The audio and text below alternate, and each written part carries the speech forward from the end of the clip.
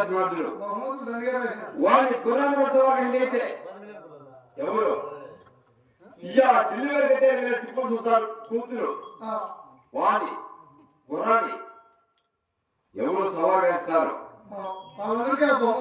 బహుమతులు 5 కోట్ల రాజ్యం ఫ్రీ వాడు వెక్కే గురుమ పట్టే పడం పెట్టి ఫ్రీ అదే కాక వాడి కూతురు పట్టడానికి కూడా వినామతులు హామీనారా మామూలుగా లేదా వాడు కూర్చుండే పట్టణ సింహాసనంతో కూడా సింహాసనం కూతురు చూసినా లేదు వాడి గుర్రాన్ని ఎవరు సవాల్ చేస్తారో వారికి మాత్రం ఈ తిరుపతి బహుమతులు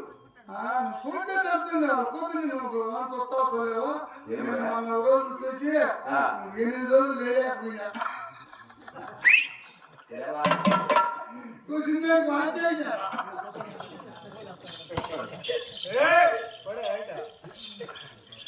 ఊరిగా చూసినా అంటే ఒకరు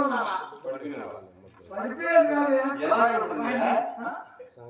సాయిబులు కదా మీరంటే తెలుగు రాజులు వాళ్ళు సాయిబులు కదా వాళ్ళ కింద నుంచి ఇటువంటి బహుమతులు రాయినాడు శిక్షలు కూడా రాయినాడు వాడు మామూలు కూడా కాదు ఓడిపోయిన శిక్షలు కూడా రాయినాడు రాయిపోతే మామూలు కాదు అనుకున్నా